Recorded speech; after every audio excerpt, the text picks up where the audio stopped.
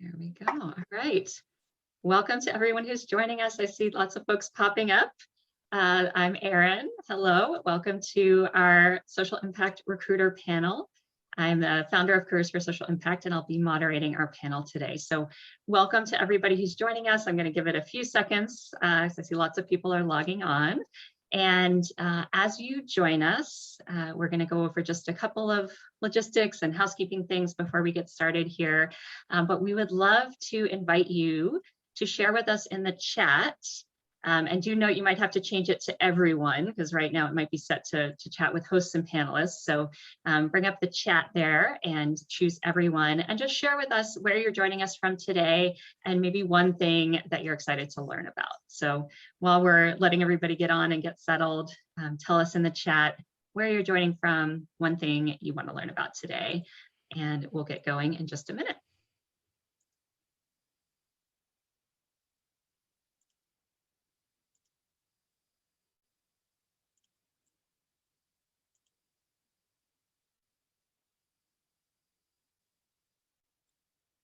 All right, thanks for getting us started, Marissa. Welcome. We've got folks joining from all over. Awesome, awesome. All over the world. Exciting. That's great. So glad you all could be here today. Thanks to people who are joining us at different time zones, different times of the day. We're so excited to be here with you. So I'm going to, as I said, go over a couple of just logistics and housekeeping things, and then we're going to dive right in because we have a lot to talk about with our panelists today. We're super excited to dive in with them. So again, for folks who've joined in the last minute or two, my name is Erin Ewart. I'm the founder of Careers for Social Impact. We are a firm that provides career coaching services to mission-driven professionals. So we help folks grow in their careers in the impact sector through one-on-one and group career coaching programs. So we are not a recruitment firm ourselves, but our team are all former and some current recruiters. And so we really bring that lens to our work. We all come from that background of recruiting, and we really try to help demystify the hiring process, really help our clients understand, what it looks like from the other side. And so that's what really inspired us to want to do this panel today, is we get lots and lots of questions from our clients around, what do recruiters do? What are they looking for? How do I navigate this process? What does it all mean? And so we really wanted to have this conversation to help just kind of provide that level of transparency and help folks who are going through the job search process get more clarity. So thank you for being here with us today. A couple of things just to mention. We do have our team members here today, a couple of our team members who you should see at the top of your screen. So Ashley Mandel is on the right. She will be in the chat, kind of sharing information and monitoring what's going on there. She's our community manager. And Nicole Ramos and Mael Fontano are two of our coaches. They will be in the Q&A, helping to identify questions for us to answer and answering your questions there. So one thing, we're using Zoom webinar today because we had a lot of folks interested in joining us. So one thing to note is just that for any questions you want to direct to our panel, please do share those in the Q&A button. So you'll see that at the bottom of your screen. It should say Q&A. You can click on that and enter any questions that you have for our panel. So feel free to just start entering those, share them as we go, and we'll be addressing them a little bit later. So make sure to put questions in there, and in the chat you can share, just like you are, where you're joining from and any other comments that you want to put there. We are recording today, so for folks who can't be here live or for people who might need to hop off, we will be sharing the recording tomorrow. We also have the live transcripts on, so for folks who need those, if you don't need those, you can turn them off at the bottom of your screen under More, Hide Transcripts, if you don't need those. So we will be keeping everybody other than our panelists on mute today, just given the size of our crowd. So we want to make sure that we can answer your questions through the Q&A. So with that, I want to just go over the flow of our event today. We're going to introduce our panelists, hear a little bit more about them and our background and their backgrounds. We are going to address some questions, some kind of common FAQs that come up in our work, and then we are going to answer your questions. So we'll have some time to go through Q&A from the audience. So with that, I'm going to go ahead and start with introducing some of our panelists, and I want to just thank them for being with us today. So I'm not sure if you've heard, but recruiters are always busy, and there's actually a shortage of recruiters right now. So recruiters are, in high demand, and they're busier than ever. So I really want to appreciate our panelists for being with us today. And I'm going to start with Catherine. So Catherine Harris is the Director of Sustainable Business for North America at Acre. She's been recruiting senior sustainability executives for over 10 years. And prior to her time there, she worked for a boutique executive search firm with a focus on nonprofit and public sector. She is also passionate about board diversity. And so she is on the board of Future Fit Foundation. She also co-authored The Social Board, which is a paper exploring how to engage board members on ESG and sustainability issues. And she's joining us from New York, as am I. So nice to see you, Catherine. And I'm going to ask all of our panelists to share, a couple of things. One, just how you got into recruiting, what brought you to this, and also the types of roles you're recruiting for, and maybe one trend that you're seeing right now that you want our audience to know about. Sure thing. Nice to see everybody, and thanks for having me. It's always a pleasure. And so in terms of how I got into recruiting, I did my sustainability master's back in 2000, back when it wasn't even a thing really. And so I've always been interested in the space, and I ultimately wanted to work in-house. I wanted to be one of those people who was working on social or environmental issues for a brand or a apparel business. And I went to Acre looking for a job, seeing if they could help me find a job. And they just saw my background, I guess, and thought I would be much better suited working for them instead, and managed to entice me in, and I've been there ever since. So yeah, it wasn't my intention, but it's such a fun, interesting job that I'm still there to this day. Type of roles I recruit. I generally am at more of the senior level, but we recruit everything from sort of analysts and people who are focused on ESG reporting and communications, right up to directors of VPs or chief sustainability officers, mostly for corporates, but we also work with the finance sector and energy as well. And then in terms of a trend that we're seeing, I would say it won't come as any news flash that climate has really been on the radar for a lot of our clients and for investors. Investors are pushing corporates to start disclosing on some climate related risk, and that's coming through as ESG, greenhouse gas, scopes 1 to 3 types of roles, where we're looking for often technical experts in that space and people to lead up on from a strategic point of view.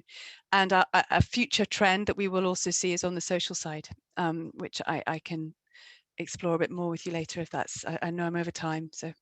Okay, no, thank you, Catherine. That's great. And yeah, we'll definitely want to circle back to that, because I know we have a lot of folks who are interested in transitioning into climate sustainability, ESG type of roles, but may not have a lot of that background. And so I think they'll be interested in hearing your perspective on that. Sure thing. Thank you. All right, let's move over to Jennifer. So Jennifer Harold is joining us from Austin, right, Jennifer? And she is the partnerships lead and career coach for General Assembly now, but prior to joining them, she recruited for a number of organizations in the private sector, and specifically tech organizations, Indeed and Google, among others. She has been involved in a number of diversity and inclusion initiatives in her work, and she also has a background in law and earned her JD with a focus on juvenile justice and civil rights issues. So Jennifer, same questions. I would love to hear from you, how you got into recruiting, the types of roles you've recruited for, and one trend you're seeing that you'd like to share with our audience. Thank you, Erin. So yes, I actually am a recovering recruiter. So I have transitioned into full-time career coaching. So I career coach right now, mostly career pivoters at a boot camp at General Assembly. So working with folks who were doing other things. Now they are going to be data scientists, UX researchers, or designers, or software engineers. Before that, I did do a big stint in recruiting. I actually got into recruiting not too soon after law school, in full transparency. I had a small trauma. I kind of had a career shift at that time, started off my career as a resume reviewer at Google, and really cut my teeth very deeply in the candidate experience, reviewing 1,800 resumes a week.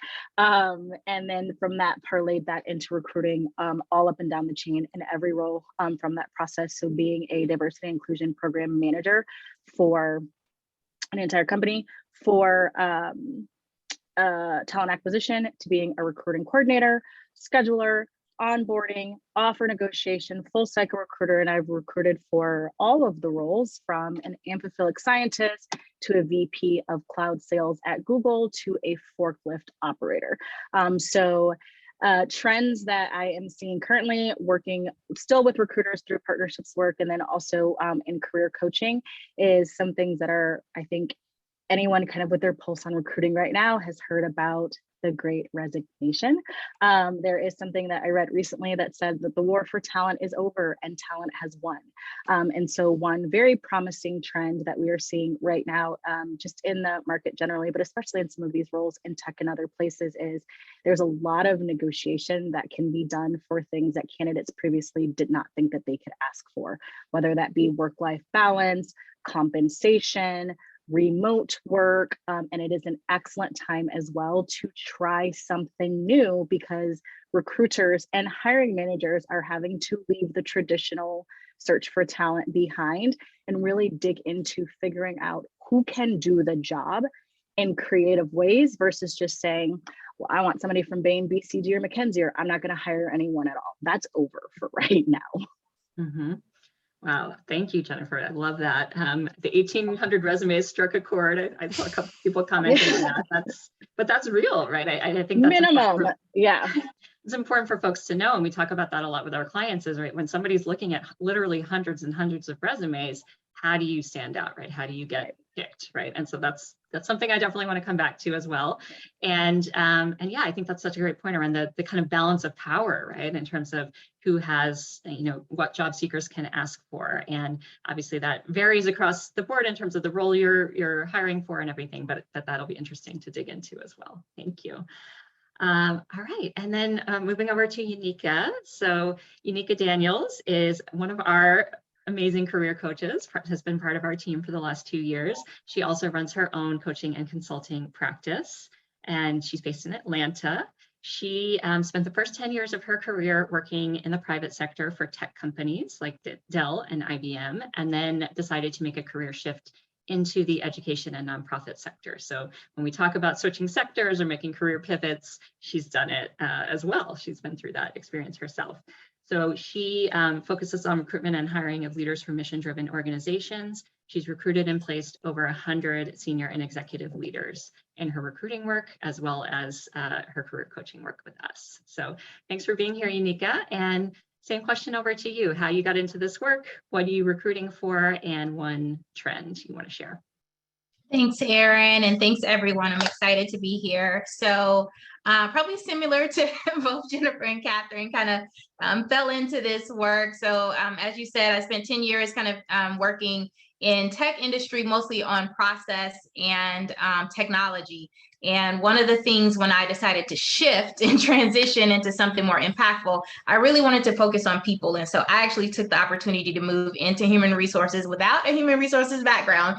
And I did that in the education sector for a few years before I got poached to work at TFA. And I was working at TFA as a coach.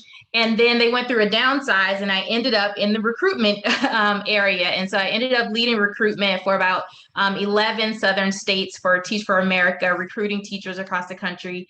And so that's how I initially got into recruitment, and have since shifted to executive recruitment, and specifically working with nonprofits that are growing, as well as the education sector. And so the roles that I recruit for are either executive leaders in K-12 education or higher education, or small nonprofits that are looking for all types of folks to work. And so I think your next question about trends, I think a new one that you're seeing more and more people ask about is diversity, equity, and inclusion. And I think companies are asking more about your tie to their mission and vision and your experience, right, in diverse backgrounds, working with other people, your thoughts around equity, your thoughts around inclusion. And so I'm seeing more and more of those conversations or questions being asked in the interview. Yeah, Yeah, awesome. Thanks for highlighting that, Unica. I definitely want to come back to that because I know that's something we've been talking a lot with our clients about too, is not only how to be prepared for those questions, but how can they as a candidate be understanding an organization's commitment and what questions can they be asking themselves to understand what that looks like. So that's a great one. Wonderful. All right, well, let's dig in more on some of these trends and just some of the kind of FAQs that we get from our clients. And I'm sure some good questions are hopefully coming in the Q&A too that we will shift over to in a little bit. But I want to start with one that we get a lot, which is just, how can job seekers find and work with a recruiter, right? So sometimes people hear like, oh, you should go get a recruiter, or you should work with a recruiter. And they're like, but how do I do that? How does that work? Right, so just starting there for a minute, and Catherine, I'd love to go back to you to start and hear a couple different perspectives on this one. But if someone's interested in the work you do and the roles you're recruiting for, what's the best way for them to reach out and get in touch and learn more? Sure. Thanks, Erin. It's very tough to say sort of one rule fits all. I think at the moment, as you mentioned, we're all really busy. We're all incredibly busy, and so with that, we're very reactive. And so if I'm working on a role, let's say right now I'm hiring a vice president of sustainability for Crocs. And so I have been bombarded with CVs, as you can imagine, because everyone would love that job. People who might have spent their entire careers working in a restaurant, for example, or something that's totally unrelated to the job that I'm actually working on. So I will have to, by nature of just my lack of time, focus in on the resumes that come in that are most closely aligned to the job mandate, and that's what we advertised online. And so anyone else who falls outside of that, it's very, very hard for me to even find the capacity to look at their CV, let alone consider them. Because I'm asking my client to stretch as well. It's not just about me having to think outside the box. It's saying to the client, I know that we're looking for these 5 things. I found a candidate who's got 4 totally different things. Would you be open to seeing them? It means that my reputation is sort of affected as a result. My client's going to look at me and say, but didn't you hear the brief?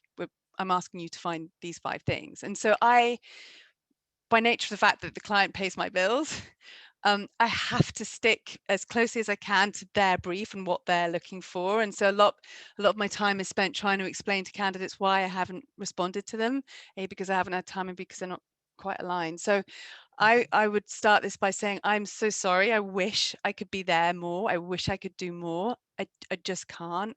I would love to help more candidates, but to be blunt, my client is the one that pays my bills and they're the one that is going to be, asking me to answer for myself. So I would say, in terms of how best to approach me, yes, send your resume. Please keep applying for these roles. If, first of all, your background feels aligned with what the mandate and the job brief is, number one. And you're welcome to follow that up with a little email just saying, I've sent you my CV, just in case you haven't seen it. I still might not be able to reply, but I do appreciate someone just putting themselves in my inbox on the understanding that I might not be able to get back to them. And then beyond that, if and when time allows and I can clear my desk, I can go back to these 500 emails and proactively reach out to some people who look of interest. I will, but we're all struggling to stay on top of things right now. So keep it brief is my other quick point.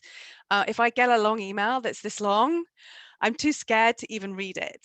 It just immediately puts me off because I just think this person's going to be taking up a lot of my time and my energy that I don't have. So please keep your emails really focused and to the point. That will help me a lot. Thank you. Thanks, Catherine. I think you brought up such a great point too, that recruiters always have a client, right? Whether it's an external client, whether it's an internal hiring manager, there's somebody that they got to convince, right, to look at you as a candidate. So that's their job as well, is not only to do the screening and to decide who to move forward, but then to get the buy-in, right, from the other decision makers in the process. So Thanks for highlighting that. Unica, I wonder if you want to comment on this briefly as well, because I know you do more independent recruiting, so you're not working for a large agency or a larger agency like Catherine. Any other thoughts you would want to add or things that look different in your world? Sure. Thank you, Erin. A lot of things Catherine said, I definitely felt personally. But I will say, for those of you trying to figure out like, how do I find a recruiter? How does a recruiter find me? I know we may talk about this a little bit later, but for me, I have smaller nonprofits that are my clients. And so a lot of times we're looking for like this like unicorn. And so a lot of times those resumes don't come to me and I have to find people. And so LinkedIn is my best friend. And so I always say, you can probably Google me on LinkedIn or find me on LinkedIn or other people on LinkedIn. And if you just put recruiter in the search, you'll probably find a number of people that might be recruiters, that might be also in the field that you're looking for. And I would always say reach out. And so we might not always have the bandwidth, as Catherine said, to actually respond, but a lot of times I will respond and say, hey, I can't talk to you this week, but in 2 weeks I will. And so I would say always kind of use that LinkedIn search to look for people. I also think that when recruiters reach out to you, talk to them anyway, even if it's what they're reaching out to you about is not something that you're interested in, right? Sometimes people treat me like I'm a telemarketer, right? They're like, oh gosh, like they don't respond, don't answer. And a lot of times we have networks. We also have other clients that are always, there's things always coming across my desk about roles and opportunities. And so I think about that person that I saw that was a star that wasn't quite a fit for something that I was looking for, and I will reach back out to them. And so you kind of think of us as like, I would almost say like a lawyer, right? You don't necessarily need a lawyer every day, but like it's good to have one in your back pocket when something pops up, right? And so make the connection with us when we reach out, and feel free to reach out to us as well. Just knowing we might not have the capacity to respond right away. Yeah, I love that. I love that, Unica. And yes, like recruiters are very networked, right? So they're not just thinking about their own roles, they hear about lots of other opportunities too, right? So I think that's an amazing reminder. So you brought up sourcing, which was, going to be my next topic. And this is a great point, right? Recruiters are not only like, yeah, they're inundated with resumes, but as Catherine pointed out, a lot of those resumes might not be a good fit. And so they're having to go out and find people, right? And so LinkedIn is a big way of doing that. But I'm curious, Jennifer, I want to pass it over to you for a minute, because I know sourcing was one of your many recruiting jobs, among others. Can you tell us a little bit about what that looked like for you? Maybe if you did use LinkedIn, how did you actually do that? And were there any other methods you used to actually find candidates? Yeah, so one of the jobs that I did is a sourcer. So folks, when you're talking about recruiters and sourcers and talent acquisition professionals, it's important to know who you're talking about. There are different kinds of recruiters and sourcers. So there are recruiters who are essentially, and I think sometimes folks say, I want to work with a recruiter, and they want to work with a headhunter or a career coach, who you hire someone who they're going out to look for a job for you. So they have your skill sets, and they're going to go out and say, I'm going to go bring a certain amount of jobs to Catherine's door.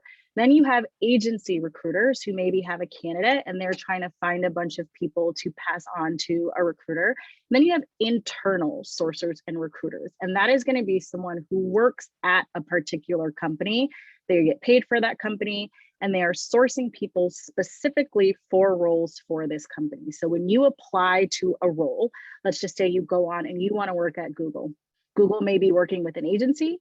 So for some roles, Google may be working with an internal recruiter, and for higher roles, Google may be accepting candidates from like executive recruiters. What a sourcer is going to do in any capacity, whether it's an agency sourcer or an internal sourcer, it is going to be those people, like Unica said, who are going to say, we need talent for this role. My job when I was a sourcer, any sourcer's job, is to go out, research candidates the way that y'all are researching jobs, and then cull leads. And essentially, I'm going to be going out and figuring out, getting really acquainted with the role. What kind of skills do I need? What does the team need? Is this a really junior team? Is it too top heavy? Do we need to even it out? And most specifically, I'm going to be looking for certain key words. So that is going to be, I am going to be looking for people who have, if it's engineering, do you have TypeScript, Java, and Python. If it is going to be for a community impact manager, have you managed teams? Do you have executive leadership? Have you managed a calendar, whatever it happens to be? A sourcer then is going to start reaching out to people and basically say, hey, I have a job and I think that you might be a good fit for a job. Why don't you come over here and talk to me about this for a second? And then it's my job as a sourcer to kind of get you interested in that. We know as sourcers, it takes a certain amount of leads to get people to reach back out to you. Because again, like Unika was saying, typically passive talent doesn't necessarily want to be found. And so there's a lot of work that goes into that. The way that we find this talent, in my experience, and this is just generally, I teach a class on LinkedIn at General Assembly. LinkedIn is kind of the standard for recruiting and finding people a lot of times in those things. LinkedIn also has a completely separate platform called LinkedIn Recruiter that you pay for a seat to be on that, and you're on LinkedIn Recruiter, and it allows you to search through and filter through candidates in a way that the general public doesn't have access to LinkedIn. So as a sourcer, let's just say in my experience, I would use LinkedIn and there's a bunch of filters. So if I know that I want to, let's just hire a community impact manager in Denver, I can sort that out by years of experience, graduation years. If my hiring manager says, I don't want anybody from telecom, filter out by certain company titles, I definitely want somebody who maybe was in higher education, put in a couple of target schools, put in a couple of things, and then I run what's a Boolean search, and it'll pop up all of the candidates that fall under this Boolean search. And I narrow that down until I get about 250 people or so. You're essentially doing the same thing on any platform. If it's Indeed, if your company is like, we're not paying for that, we pay you for that, there's a process that sourcers use, it's called X-ray, where we're basically putting all these Boolean searches and connectors together to pull up this information. And then you get the candidates from there. You do a little bit of investigating of the candidate. All right, let me see, has Unika published any papers? Does she have a blog? What is she interested in? Do we have any mutual contacts? And then from there, I develop my pitch and I go out and I reach out to kind of these top tiered candidates. For the purposes of being found on the other side of this process, the best thing that you can do for yourself as a candidate is to be searchable. The best way to be searchable is to have a really good understanding of the roles that you're interested in. And then align your materials. So whether that's going to be your resume, because I can source internally from my database, or your LinkedIn, and making sure that you have those keywords that are kind of filtered in through that you're seeing on job descriptions, on the resumes or LinkedIns of people who already have the job that you want to do. Because sourcing is essentially gathering intel, researching people, searching for those people, and then kind of trying to bring those people into the fold. And that's really what sourcing or like lead gen is. Wow, thank you, Jennifer. That was amazing. And very revealing, hopefully, to folks listening. And what I'm hearing there, are two things. One, the importance of being as clear as possible about what you're looking for, right? And being as targeted as possible about the roles, and then being able to use those keywords, right? We talk about this all the time of, taking the keywords from the job description, putting them in your materials, right? Because, people are looking for them, sourcers are looking for them, but, the algorithms are looking for them too when you're doing those more targeted searches. So awesome. Thank you. Thank you. Sounds like it's resonating with folks. So you may be found, which is great. Make yourself findable. I think that's a gem, right? That we all want to remember. If you're applying, Catherine, you mentioned earlier, you've got lots of resumes that you're wading through. How are you actually sorting through those? Like, what's your process when you're getting bombarded with resumes? How do you pick the folks that you're actually going to move forward with? That's a great question. I'm just going to quickly touch back on Jennifer's amazing points there. I couldn't have put it better myself. The only couple of things I would just add to that as well, making yourself searchable, add your contact details onto your profile and make yourself more contactable, because the number of times I've come across great candidates and I send them an email and then I get a response a month later saying, oh, I just missed this amazing job because I don't check my LinkedIn account.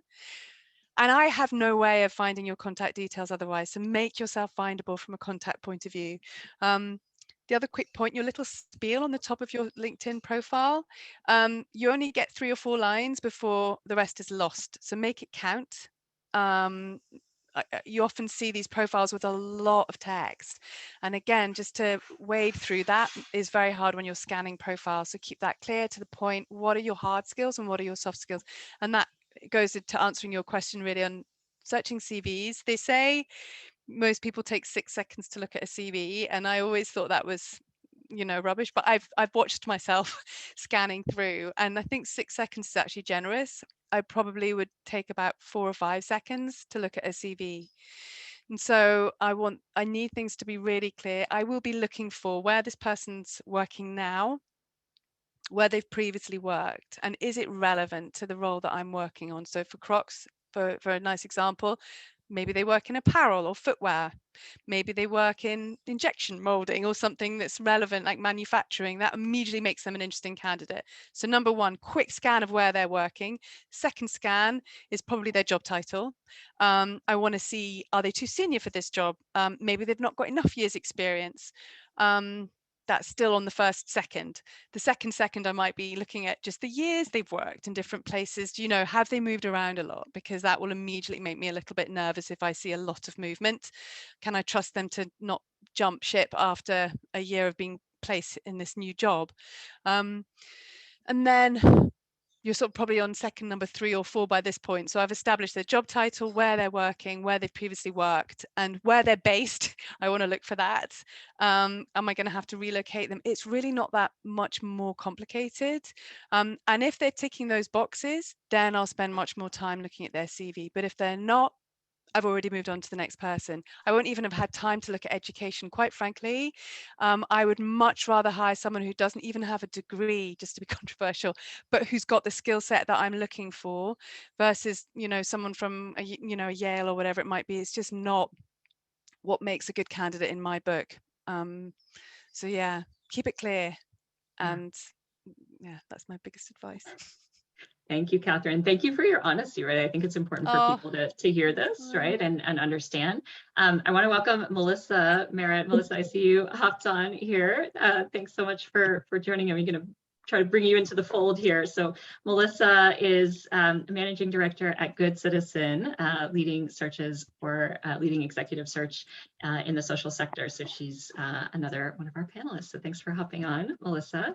We were just talking about in case you couldn't tell, right, how do recruiters kind of choose who to move forward with when they're seeing lots of resumes and trying to decide. And one question, you know, this is kind of threaded throughout everything, but one question I know we get all the time is, then how do I make a shift, right? You know, if I haven't done the exact job and I'm looking to switch sectors, or I'm looking to switch roles, do something a little bit different, how do I make it through that screening process? To your, you know, Catherine, to your point, if you're looking for the relevant experience. So I'd love to hear, I mean, I'll open this up to whoever wants to jump in on that one, because I'm sure there's different tips folks can share, but how can job seekers, you know, make themselves relevant if they're making that switch?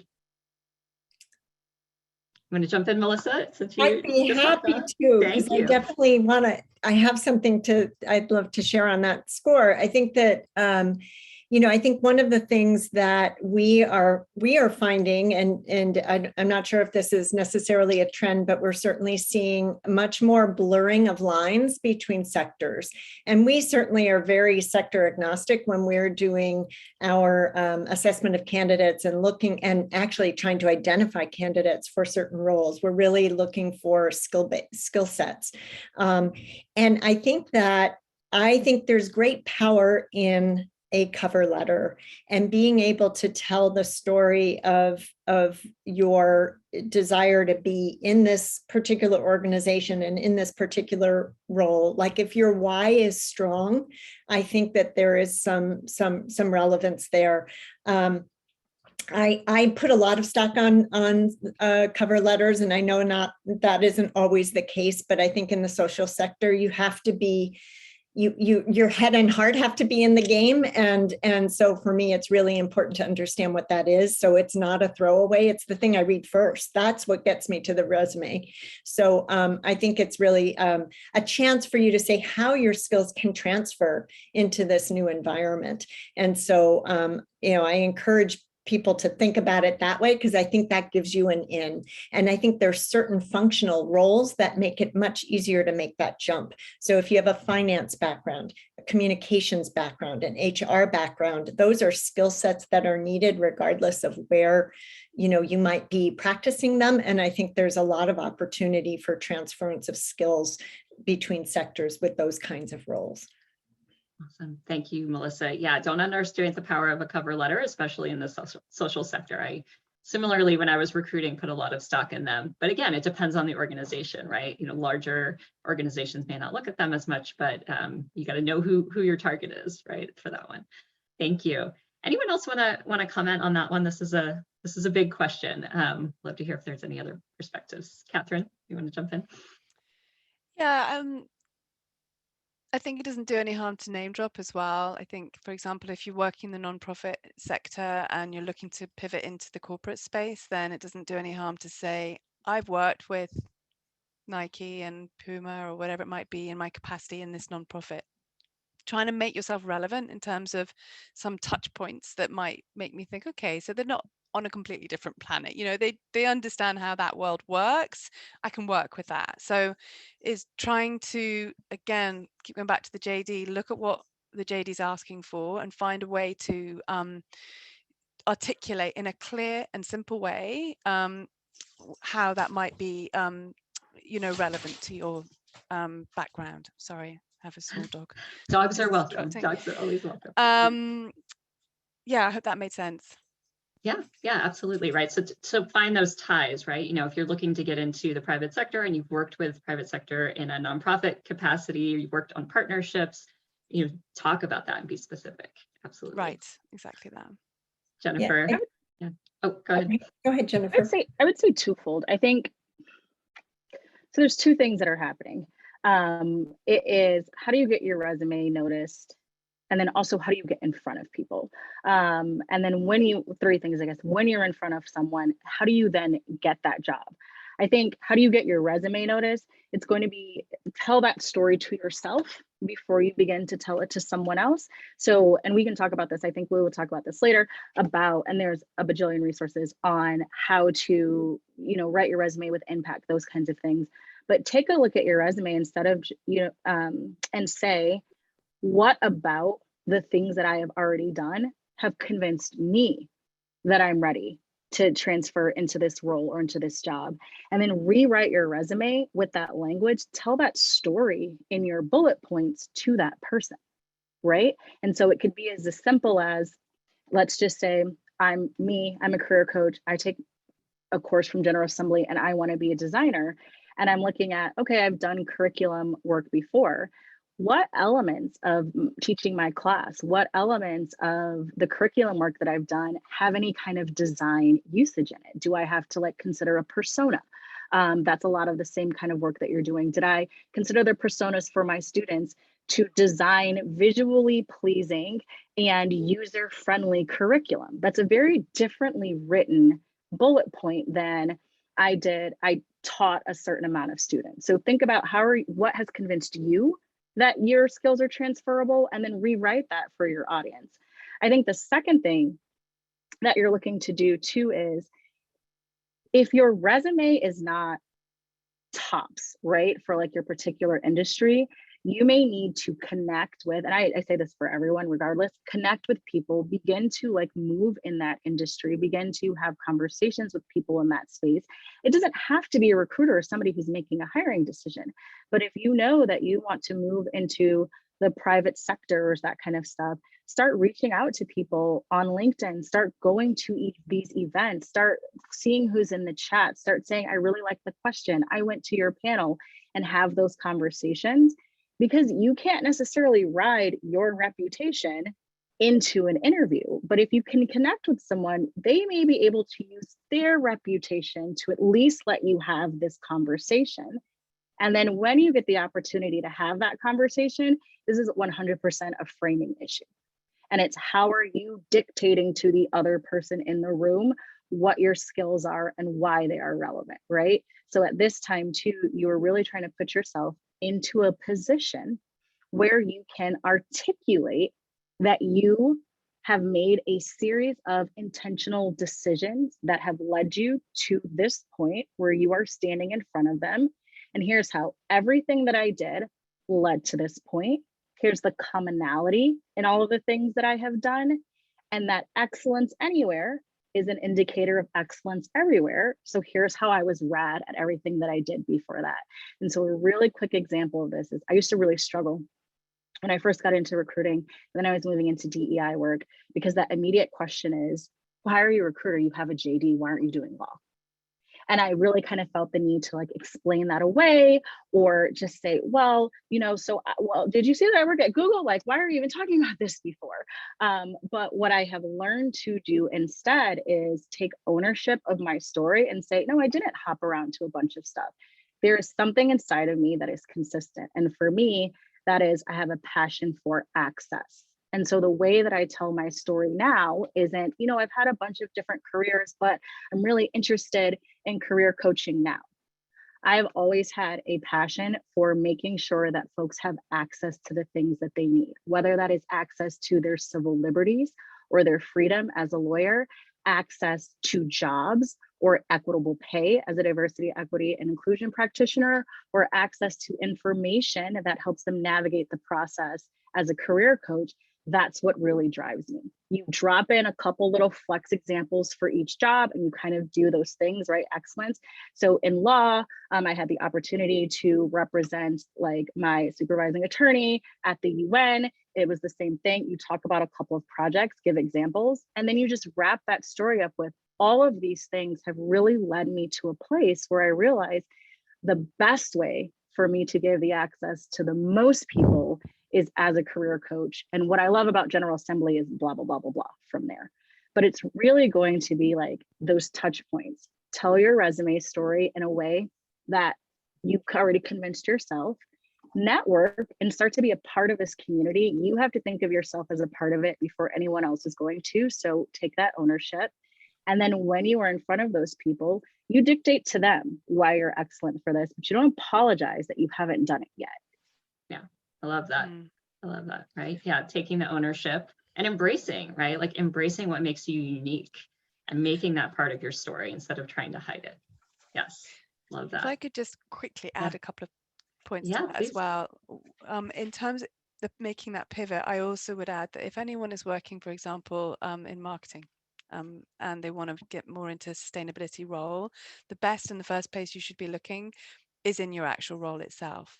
That's the place that you'll have most access to the tools and the opportunities where you're already in an organization that trusts you, they've employed you, they keep, they're giving you a job, to say, look, love my job, but I really like to be taking on additional responsibilities in this particular space, whether that's social, environmental impact. And I'm sure your employers would probably be delighted and say, great, because we're trying to hire someone and or we need as much help as we can get. So the more you can try and add that kind of experience onto your day job, the more valuable you are as a candidate to me, because I can tell you, if I can hire someone into a role who's got not just sustainability, but operational or marketing experience or comms experience or reporting experience, then you're suddenly twice as interesting to me. Candidates who are from a sort of a general background are actually much more effective in some ways in their day-to-day jobs and the sustainability side of things if they've got that expertise. And then the other quick point to make is, you might have a CV that doesn't say anything to me necessarily about sustainability experience, but you might have just done a course at another institute. It doesn't matter if it's a certificate to me. If I can see someone who's got really strong skills elsewhere and they're passionate about this area and they've just invested some of their time on doing an online course, I'm not looking for an MBA, or you've been to certain seminars and or published a blog, like someone mentioned earlier, anything you can do to enhance your experience where you're at will go a long way as you make that pivot into another area. Awesome. Love that. Yeah. How can you start building that experience now, whether it's on a volunteer basis, whether it's taking on new roles in your company, joining boards, right? We talk about lots of different ways to start building those skills. That's awesome. Thank you. All right, I want to make sure we can get to some of the audience questions. Given where we are with time, I wish we had more hours for all of this, but I'm going to call on Nicole and see if we want to bring up a few questions that have come in from the audience. Yep, absolutely. Hi, everyone. You would need hours and hours, by the way, to answer all the questions that are coming in, and really, really great questions. So it like hurts my heart a little bit not to be able to pass every single one of them on, but there's a big theme around pivoting, right, that you've been speaking about. So just adding on to that, I think several questions have come in related to what types of skills, like technical trainings, certifications, or experience, if someone's really trying to pivot into a new type of role or into a new sector, from the recruiter perspective, what are the best things, right, that someone could be doing to sort of boost their resume beyond the transferable skills, right? Yeah, I could jump in on that one. Sure. To start. So I hate to say it, but it really depends. So one of the things I always say to people is if you're trying to move into another sector, another industry, or somewhere you haven't worked before, do your research and look at people up on LinkedIn and see what qualifications they have, right? I have people ask me all the time, oh, should I get a project management certification? And so then I'll ask, well, for the role that you're trying to go into or the area you're trying to move into, do people have that? Do people need that? And so some industries, yes. And I think Jennifer mentioned this earlier with engineering. If you're moving into roles that are going to require Java, that are going to require some of these technical skills, then yes, invest in those things, and that will help you pivot. But if you are trying to move into something and it, I think Catherine mentioned a certification.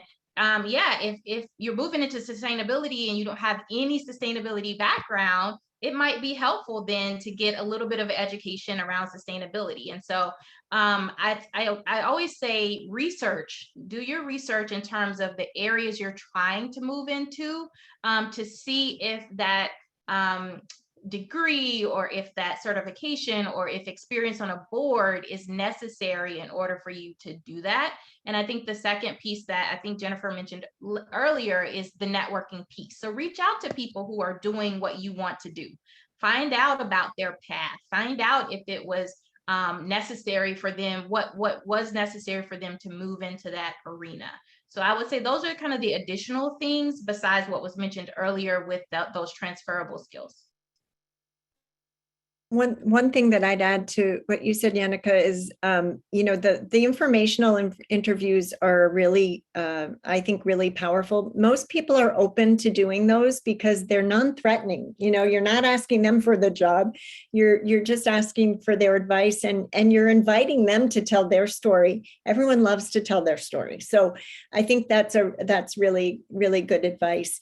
And also I totally agree with you about really thinking through if you really, what is needed. Like, don't randomly going out trying to add sort of to your arsenal without really having a plan for what's going to actually help you in the field that you want to go into. I think also to your point, Jennifer, earlier about, excellence anywhere. We always look for past experience and success to predict future experience and success. So, I think combining those things together is really, connecting the dots, because like Catherine said earlier, we don't have a lot of time to spend with each resume. And so you want to make it easy to see the connections. Awesome. Thank you. All right, Nicole, we'll do a couple more before we gotta start wrapping things up. All right. The audience is really curious to hear recruiter perspective on a couple, maybe we could call these quick hit items. Do you all read cover letters? Melissa does. We heard that earlier. What about everybody else? Thumbs up or thumbs down? Afraid I don't. I'll jump in. Very rarely will I really, because I will just jump straight to the CV, and that sounds a bit scrupulous, and I should take a leaf out of Melissa's book, and it's a note to me to spend more time paying attention. I think because I've just got such a clear criteria of what I'm looking for, the CV will be the first place I go, and if it gets to a point in the search when I'm really struggling to find candidates, then I might be a little bit more open-minded about seeing where someone could transition. But generally speaking, yeah, I have to find such a close fit to what my client's looking for that the CV is going to be the main tool that I look at, I'm afraid. I won't read a cover letter unless I asked for one. I actually am wildly offended when I get a cover letter when I didn't ask for one, because time is money, especially in recruiting. Now, what I will say this is two things. When there are cover letters that I did ask for, it's very important to me that that cover letter is not generalized. I think it's good to, like, a cover letter is like the ability to swim or a spare tire. Like, you need to have it immediately when you need it, but it's important that that be customized. So if this could have gone to any other place in the world, that literally does nothing for me. And so again, like, I'm more offended by a generalized cover letter than I am by ones I didn't ask for. I will say two situations in which cover letters are actually helpful. Number one, you can shorten that down to what's called a brand statement and just put that right under your contact info directly on your resume or onto your CV. So this is going to be 3 to 4 sentences that are going to basically do the same thing that a cover letter does. So why this company is great, why I'm great, why we'd be great together. Or I do recommend and I do appreciate cover letters when there is something wildly unique about your fit for this company that is not necessarily going to show up on your resume. So if I'm recruiting for let's just say I'm recruiting for like a cloud engineer at Hot Schedules, which Hot Schedules, for those of people who've been in the service industry, it's like a restaurant scheduling tool, essentially.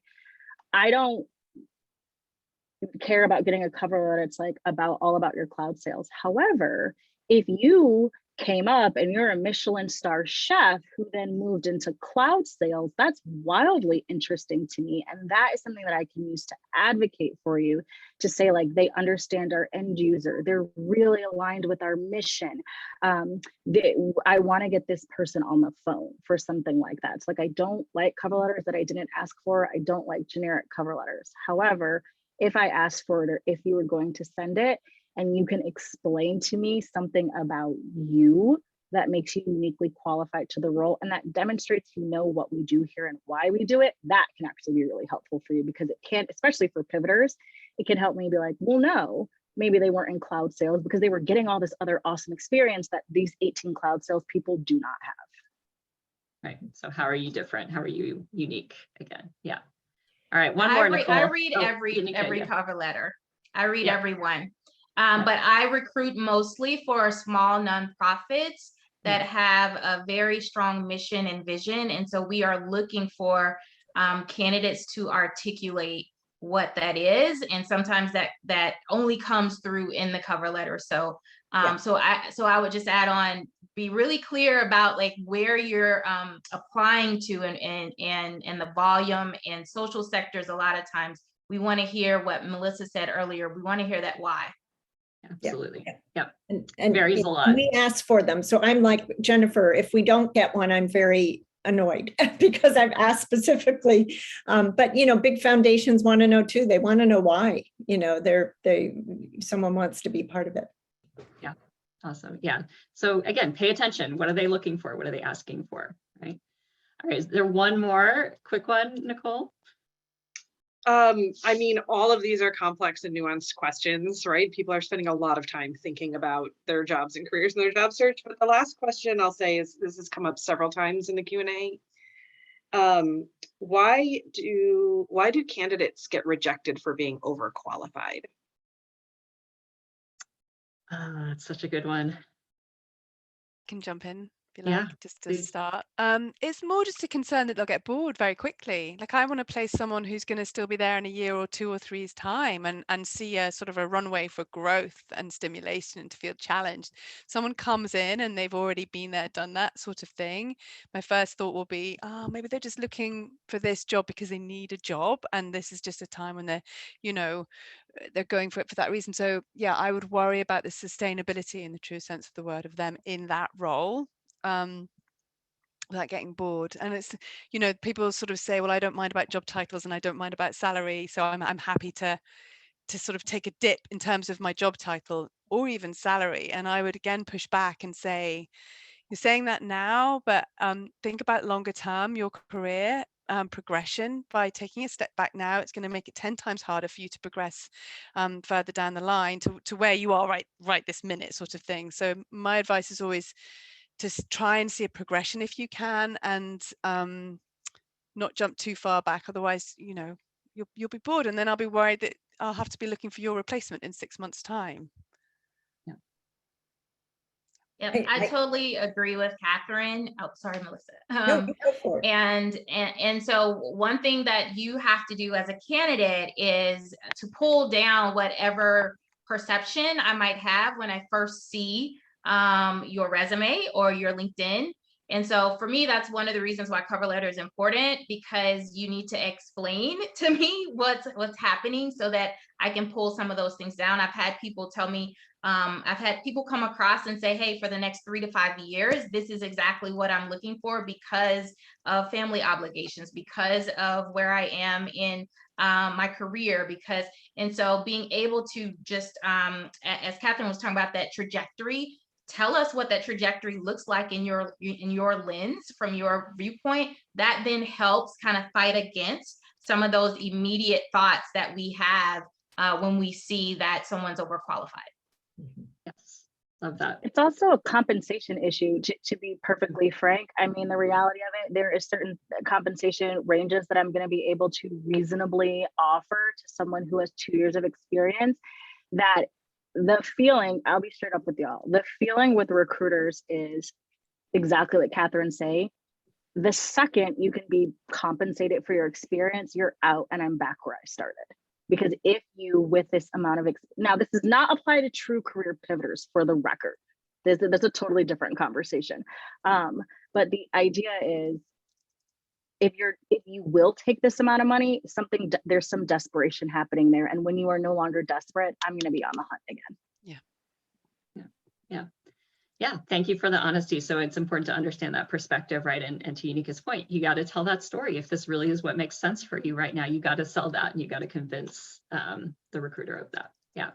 So I want to end with, I see we have just a couple minutes left, and I hate to cut off this conversation because I know there's so many questions that I want to ask and that our attendees want to ask, but I do want to wrap up with a couple of things. So one is that I would love to invite all our attendees, you know, if you have a takeaway from today that you're walking away with, I would love to invite you to share that with us in the chat so that we know kind of what you're walking away with. We also have a brief survey about today that we're going to put in the chat for you, and we'll put in our follow-up email as well. So we would love your feedback. And then I want to invite all of our panelists to just share one super quick nugget that you want to leave people with. So just like your 10-second, like, what is your biggest advice or takeaway that you want to leave folks with today? So Unica, I'm going to start with you, if that's okay, and just go across my screen here. Oh my gosh, on the spot. And I feel like this was said earlier, but right now, we're hiring in every area and field. And so if you have an inkling that you want to make a change or a shift, go for it. Go for it. Make sure you get your tools and everything together, but go for it. Don't hesitate anymore, because we're hiring across the board. Awesome. Go for it. I love it. Jennifer, how about you? Oh man, that's hard for me. I don't know if y'all can tell, but I'm a little long-winded. One thing, you know what I would say, Google some of your questions. There's a lot of resources out there, and I would say Google some of your questions. This is also not a commercial for Indeed. I'm not affiliated with Indeed, I don't work there anymore, but Indeed has a career guide that answers a lot of questions pretty comprehensively in a lot of different mediums. So like videos and like those kinds of things. Yeah, and then I would say Google some of your questions. It's hard to narrow it down because there's so much information and we want to give you guys all of it. The only other thing that I would say is make yourself a target companies and a target titles list, and then work from there. So work off of networking with people who have similar titles to the titles that you want, and then look at their LinkedIn as well to begin to like write your own resume and craft your own LinkedIn. Thank you. Thanks, Jennifer. All right, Catherine, and then Melissa. I'll be very quick because I know we're over time. I think agree with Yanika's point on going for it. We're recruiting like crazy. There is not enough talent for the roles that we're recruiting for. So we're much more open-minded than we've ever been before. So please don't hesitate. Don't self-limit. Go for these roles. Agree. Keep it concise, like I've said before. Keep it clear as to why you think you might be a good fit. We're much more open than we ever been before, and just know your worth as well. I think we're at a time where post-COVID there's a lot of need, there's a lot of more flex around where you live. I think as Jennifer touched on earlier, I think it was, and in terms of your compensation, in terms of, you know, your work-life balance, know that businesses and organizations are desperate for good people and are much more likely to make accommodations for you at this point in time.